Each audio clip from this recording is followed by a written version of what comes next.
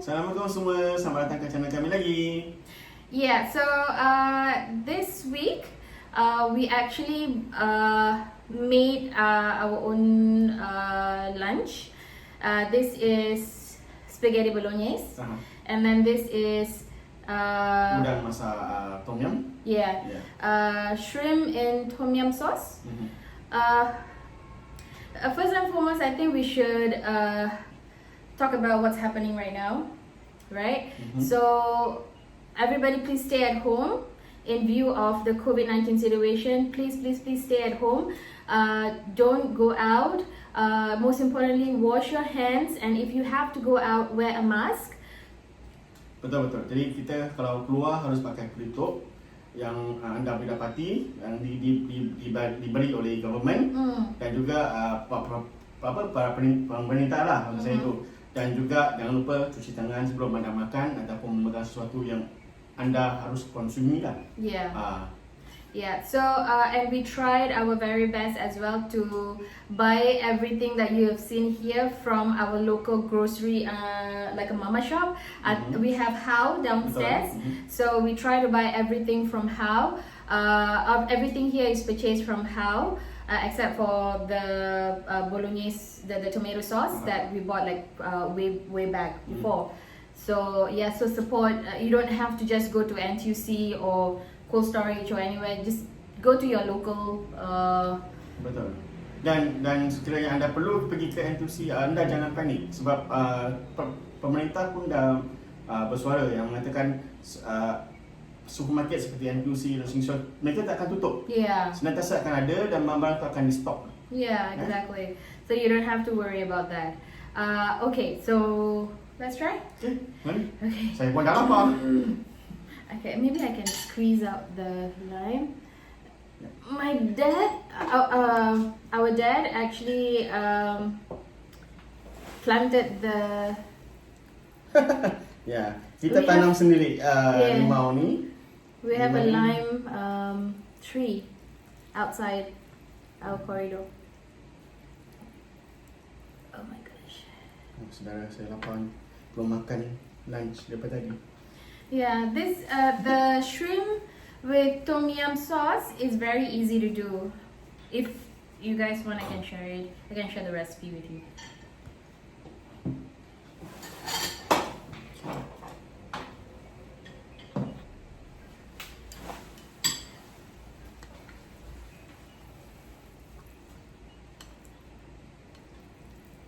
Push.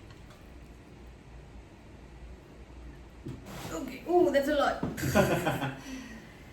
Okay, Baiklah, let's dig sebelum in. saya nak makan ni, saya nak ucapkan takziah pada sahabat-sahabat kita, orang-orang yang kita kenal ataupun tidak kita kenali lah, yang telah pun pergi kerana COVID-19 ni.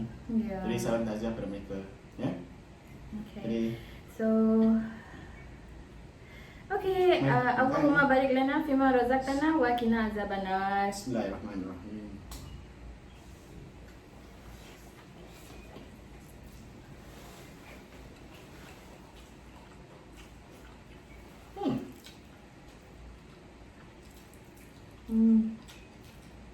Kiranya anda nak tahu ingredient dia, cara-cara masaknya, anda boleh minta komen.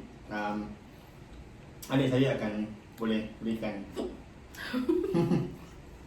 cara-cara memasaknya dan bahan-bahannya lah. Tetapi agak simple lah dia sebenarnya. Cuma daging cincang dan pasta dan juga dengan sos. Itu saja yang penting. Kalau anda mau, boleh letakkan parmesan cheese lah. I think spaghetti bolognese is one of the easiest one to make. Especially because I did one pot pasta, so it's so easy to make.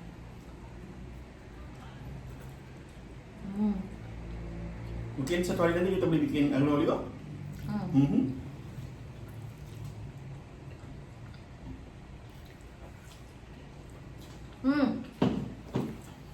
One of these days, I'm gonna try this one. One of these days, I'm gonna try and do Indomie geprek. Ataupun abang adik? Indomie abang adik. Kalau anda tak tahu cerita apa ni Abang Adik, boleh rujuk ke YouTube. Di mana banyak orang mencuba Indomie Abang Adik ni di Indonesia. Tak rasa Jakarta di mana sebuah kedai ni mereka menggunakan jenama mereka Indomie Maggi, maksud saya Indomie instant noodle, tetapi mereka menambah cili padi. Yeah. Dan mereka ada tahap-tahap dengan kepedasan dia. Jadi yang paling tinggi tak rasa saya pedas dan mampus. Ya, Tak rasa pedas saya. mampus. Pedas mampus, sama gitulah macam itu. Jadi itu yang paling pedas. Tak rasa saya dia punya cili padi mereka menggunakan sebanyak 100 biji cili padi. Yeah. Hmm? We don't have to go that far. Maybe we can go up to level 2 Ya, or pasal 3. saya sendiri pun memang tidak boleh tahan pedas.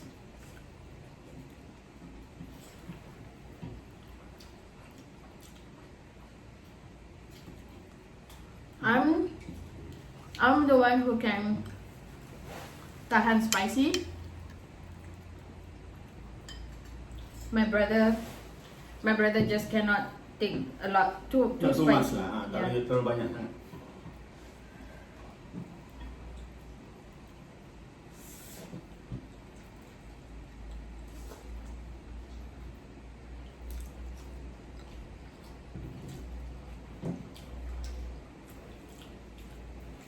Okay, maybe you can start your story first. If we were to do the Indomie Abang Adik, I think you will suffer. I think geprek is cukup pedas bagi saya. Yeah. So, the story that I'm going to tell this week is about a ship, a vessel.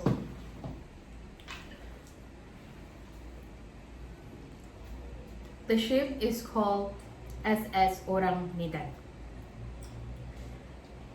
But I still want to eat.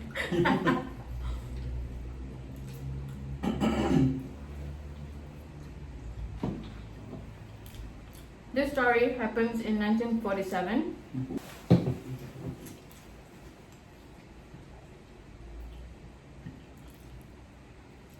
It's in the month of June of 1947. And 1947? Oh, sudah lepas perang yeah. So anyway, this there's another vessel, there's another ship by the name of Silver Star. So the SS Orang Medan is a Dutch freighter. And then there's also another ship by the name of Silver Star. So this American ship, it's called Silver Star, and it's a merchant ship. A Kapal pedagang lah. constructed merchant ship. Yeah. Kapal pedagang lah. Yeah. So this Silver Star received a distress signal. There's two American ships. One of them is called Silver Star. Okay. So this Silver Star is the one that received the distress signal. Dia menerima panggilan lah. Panggilan Yeah. kecemasan lah. Yeah. So and two other, like a British and a Dutch post, I think. So this Silver Star ship, when they receive this signal, they decide to the distress call is actually quite creepy. Okay. I think the distress call said something like all officers on board, including captain, are dead. Oh. Yeah. Masya Allah, kenapa? Lying in chart room and the bridge. Oh. Possibly whole crew dead. Oh. I will die. And then followed by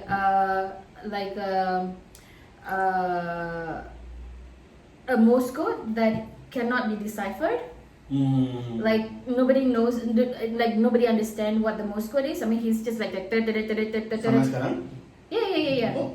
So the communicator, he was like saying, all officers dead, including captain. Including captain are dead, lying in chart room and the bridge. Possibly everyone is dead. and then followed by I will die, Mm-hmm. and then followed by the Morse code, the undecipherable Morse code, Mm-hmm. and then it's radio silence. Mm. So, upon hearing this distressing call, the captain from Silver Star decided to go and look out for this freighter, right? So, the captain was like, okay, this is something quite terrible. Maybe we need to go and investigate. We need to go and check it out. So Silver Star went and upon hours lah, I think that they found this freighter already. So once they found this freighter, the American ship, the captain was like, okay, maybe we can gather people and launch a search party on board this ship, because from afar it looks like there's no sign of life on board of the ship already. So the captain decided to launch a search party, go on board of this SS Orangutan pula.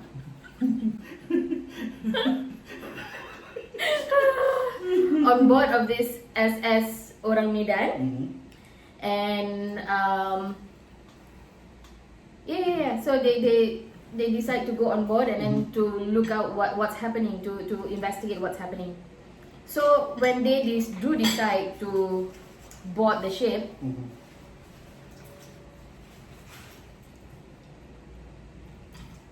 they do realize that there's no sign of life. Everybody's dead. Semuanya? Everybody's dead. Okay. And the way that they die is terrifying.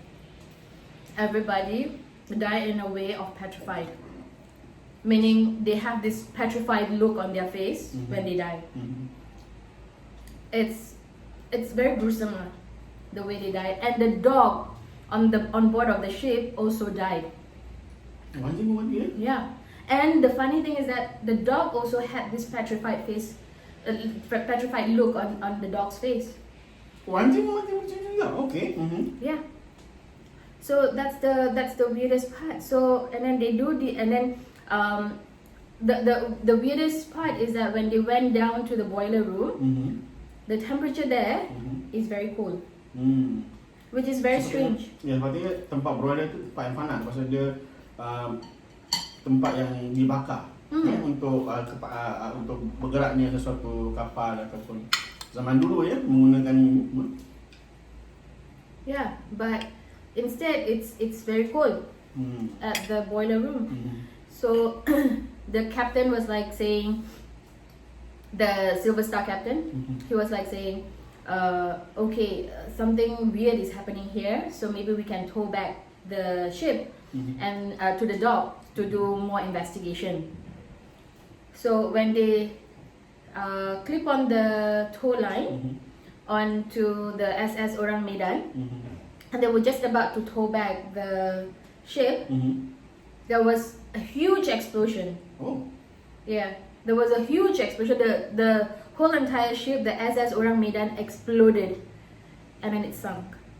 And till this day, nobody knows what happened to the ship.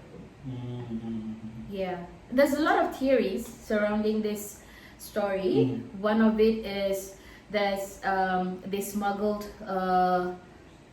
illegal chemicals.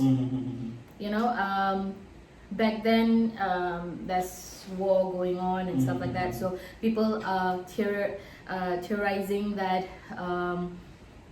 they actually smuggled chemicals for war purposes, right? So when these chemicals reacted with seawater, it gave out a particular gas that can have that effect on human beings. Like it makes people, die in such a manner. And then so when the chemical reacted further to more seawater, it exploded. Yeah, so that's the first theory, and then the second theory is alien. So people said that there's possibility of aliens coming on board, and then Kapal orang Medan lah. the SS Orang Medan, Orang Medan. and then created that petrified Faces. faces. I mean, killed people Tapi, and created that petrified faces. satu yang macam menjadi pelik tu, kenapa biasanya yang seperti apa yang kita tahu, alien ataupun benda yang impossible ni kan, sepatutnya maksud saya tu alien ni, biasanya mereka dia tak bunuh orang itu, mengambil orang ni. Oh, you never know. I mean, like, it's impossible to you. To some people, it's not impossible. We never know what alien can actually do. Okay. I mean, we don't even know whether they're alive or not, whether they existed or not. Yeah. And then the third theory is ghosts lah. So they're saying like there's ghosts on board the ship, like the ghosts of the sea, and then took their lives in such a manner. But it cannot explain the explosion. Ya, itu yang baru saya nak tanyakan. Kenapa?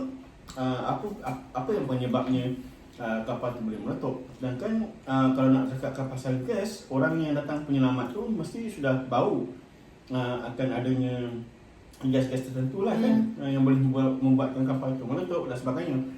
Dan yang peliknya lagi, tempat kapal tu, SS Orang Medan ni, dia ada seekor anjing yang seperti ada cerita. Tapi kenapa anjing tu tidak beri isyarat sebelum tu? Sedangkan anjing tu dia boleh membau sesuatu benda tu lebih jauh daripada penghidu manusia. Yep. Itu yang menjadikan pelik lah.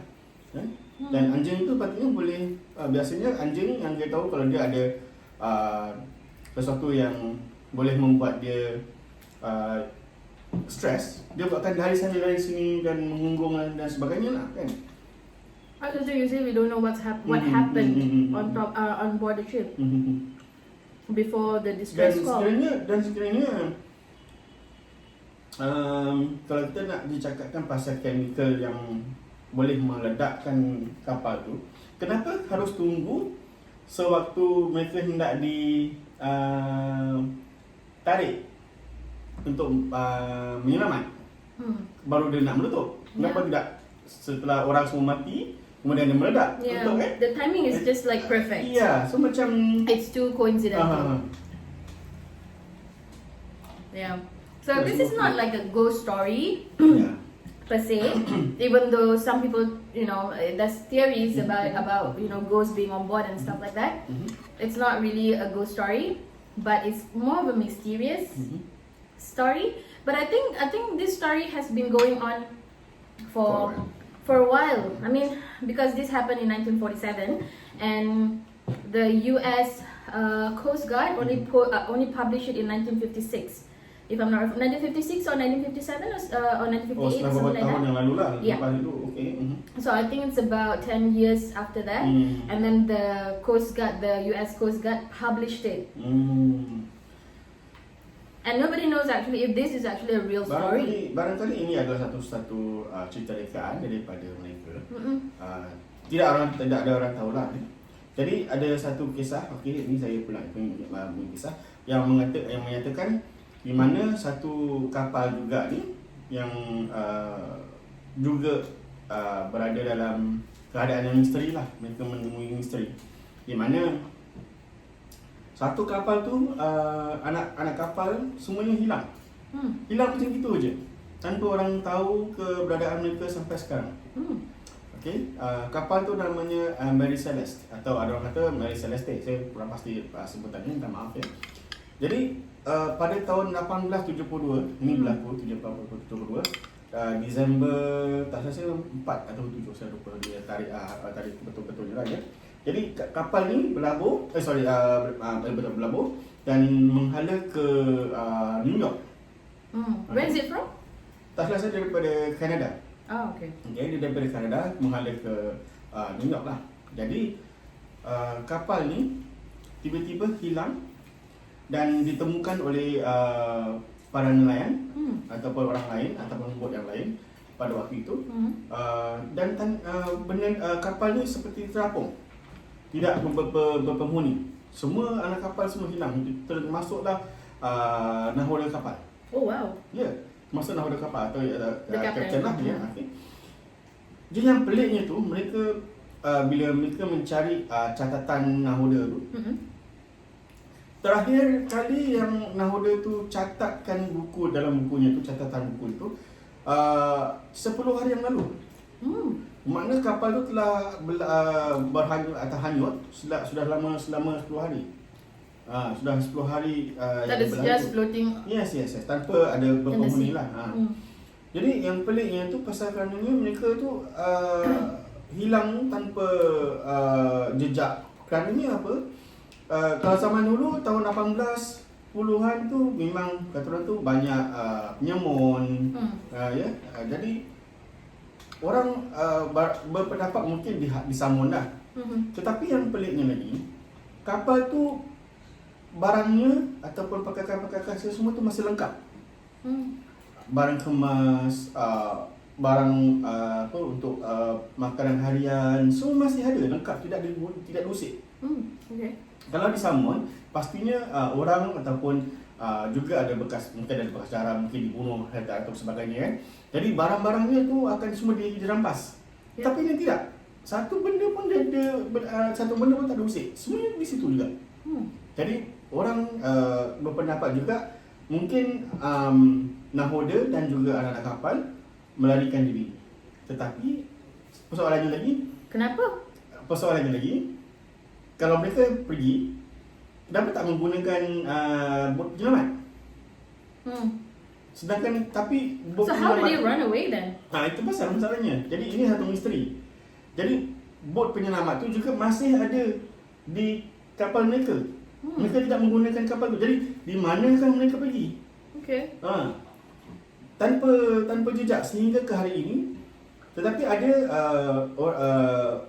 orang yang mengatakan mereka ada bertemu ataupun mencari jejak mereka ni di pulau-pulau yang merata yang di daerah situ, yang barangkali mungkin kapal ni lalui lah 10 hari yang lalu yang sebelum kita ketemukan tu.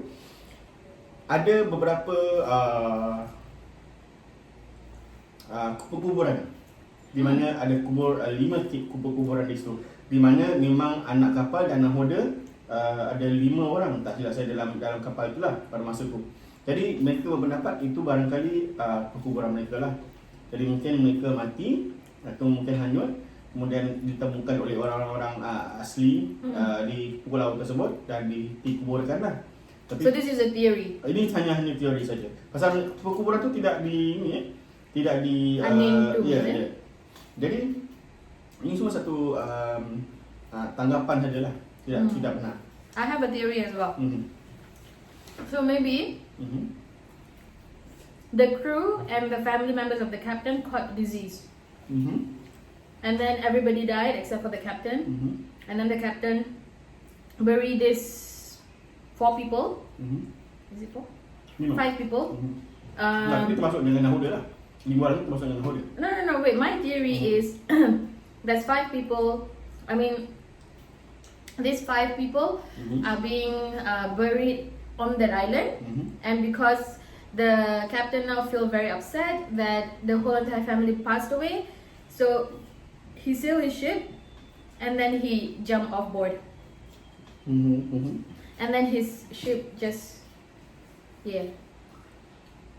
he buried them on the day Mhm. that he last logged on to Mhm. his Mhm. what is it called? Apa ni? Captain Storm. The logbook. Mhm. So and then after that 10 days later, Mhm. because he was mourning and stuff like that, and then he jumped. He became suicidal. Mungkin juga. Tapi ini ada satu teori dari saya lah ya. Jadi, And my theory. masa sehingga kini tidak ada orang dapat memastikan di manakah kru-kru ataupun anak buah kapal tersebut lah. Dan yang menyedihkan ialah nahoda tu membawa isteri beliau dan juga anak beliau ya. Jadi mereka tu adalah salah satu anak kapal tersebut ya. Itu yang menyedihkan lah. Jadi di sebalik kemisterian kapal ni, kemudiannya bila dia diambil, dan diletak di pelabuhan, kemudian dijual pada orang lain. Okey. Setelah beberapa tahun kemudian, bila dibeli oleh seseorang lelaki ni,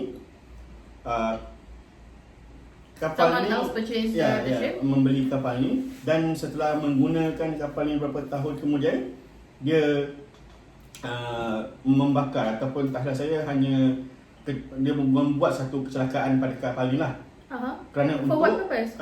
Kerana untuk apa kata orang tu, mengambil insurans, mendapatkan insurans daripada kemalangan So that he can kapal claim the ni. insurance Betul. from the ship. Pasal zaman dahulu memang insurans tidak begitu ketat, ya. Jadi mereka tidak begitu ambil perhatian tentang betul ke kapal ni ataupun apa yang terjadi sebenarnya. Jadi mereka akan membayarnya begitu saja.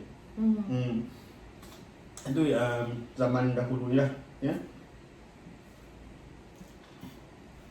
Okay. So it seems like the stories that we told this week is more of a mystery. Misteri dan Kind of story. tentang perkapalan. Yeah. For some weird reason. Do you have another story? Saya ada tu cerita di mana seorang perempuan ni, dia sedang berada di rumah keseorangan, di mana keluarganya pergi ke pulau ke kampung lah, dan dia harus bekerja, jadi dia tidak dapat ikut ikut family pergi ke kampung lah. Jadi pada satu malam ni, yang kelakarnya, di mana selama ini, semasa dia ada family dia ni, tidak ada kekacauan ataupun perkara-perkara pelik yang berlaku di rumah. Tak ada gangguan lah. Tak ada gangguan. Jadi bila family-nya tak ada tu, tak ada di rumah, ini yang berlaku. Di mana satu tak silap saya beberapa hari kemudian setelah family dia berangkat ke kampung, dia mengalami gangguan satu di malam tu lah, di mana dia dah nak tidur, bila dia dah masuk dalam tidur, oleh kerana dia pintu biliknya itu dia berhadapan dengan pintu bilik ibunya dengan pintu abang dia, bertentangan lah maksudnya. Jadi dia boleh melihat pintu abang dia dan pintu adik abang dia. Jadi Pintu abang dia dan? pintu ibu dia lah, pintu ibu bapa dia. Jadi dia berhadapan inilah, ya. Jadi dia di sini. Jadi dia macam tiga gitu. Bila dia nak tidur tu, dia tak, oleh kerana dia berseorangan pada malam tu, dia tak tutup pintu. Jadi pintu dia dibuka, ya.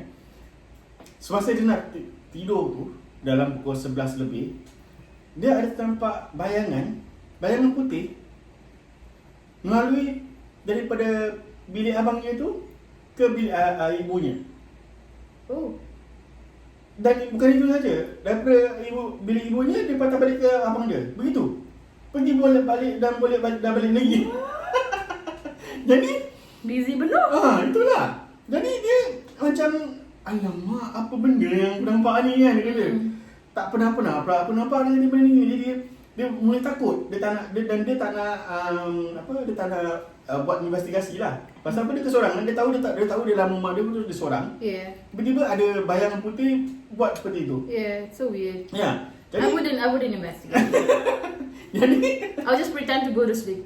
so ini yang apa yang wanita ni buat lah. Jadi dia buat tidur dan dia cuba selubung kepalanya dan dia terus tidur sampai pagi dalam ketakutan. Dia boleh tidur, dan peliknya. You know, sometimes when you are too frightened, right, you just like close your eyes, you just tend to itulah like, mungkin juga. Jadi itulah apa yang wanita ni lakukan. Jadi tapi selamatnya tu dia tidak diganggu masuk ke bilik dia pula kan. Itu yang selamatnya dia lah. Jadi Where does this take place? In Singapore? Ya, di Singapura.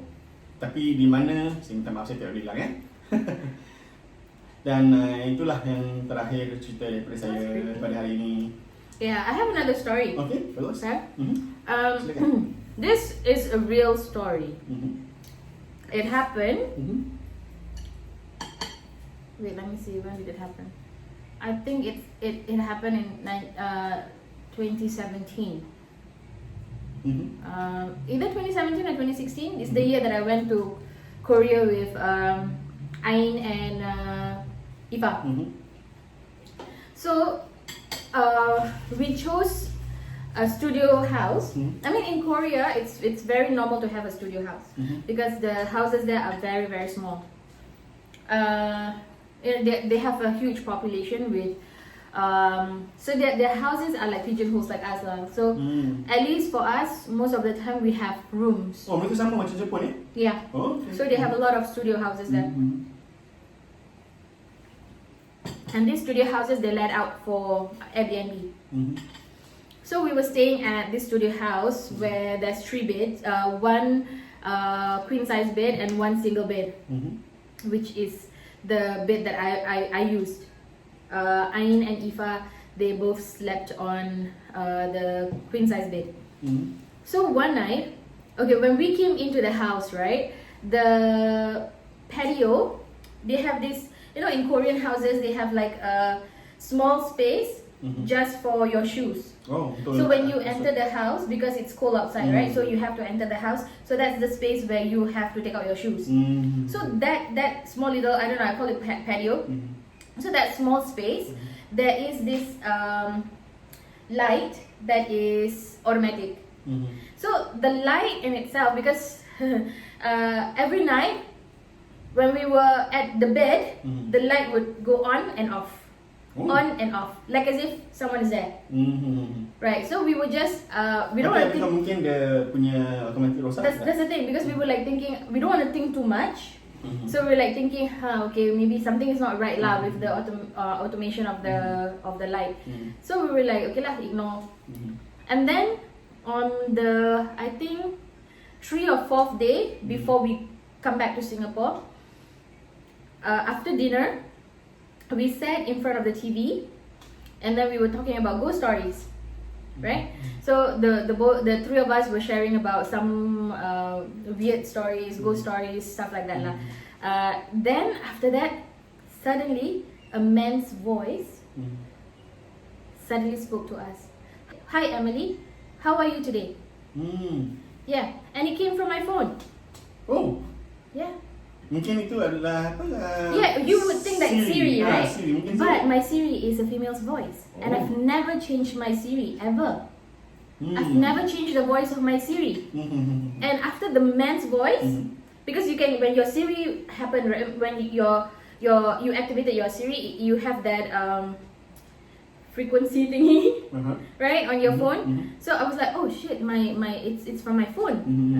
The 2 of them, of course, the 2 of them jumped lah, right, when the man's voice got activated. Hi Emily, how are you today? So the both of them jumped, and then I was like, hey, relax lah, it's just my phone. And then I was like thinking, wait, my Siri is a woman's voice. It's not a man's voice. And I've never changed it. And then, you know what? I didn't change my Siri. I just click on my Siri again. It's a woman's voice. Oh my god. Jadi siapa yang berbual tu? No idea. But my phone, when your Siri is activated, let me, my brother has his phone here. So when you activated the Siri, right? This thing got activated, right?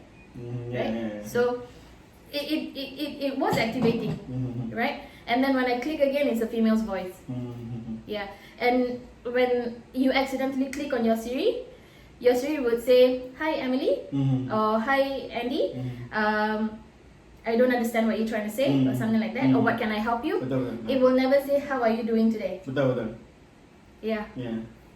Oh, pelik ya? Yeah. Dan menyeramkan pasal benda ni takkan berlaku pada elektronik di sini, melainkan saya pernah ada terlihat di mana satu program ataupun TV show, reality TV show ni, di mana mereka mencuba berbicara dengan makhluk yang tak nampak ni, atau makhluk halus, melalui telefon dan sebagainya. Jadi benda-benda gini mungkin dia boleh berbicara dengan kita tak secara tak sengaja lah. Through frequencies. Correct, betul.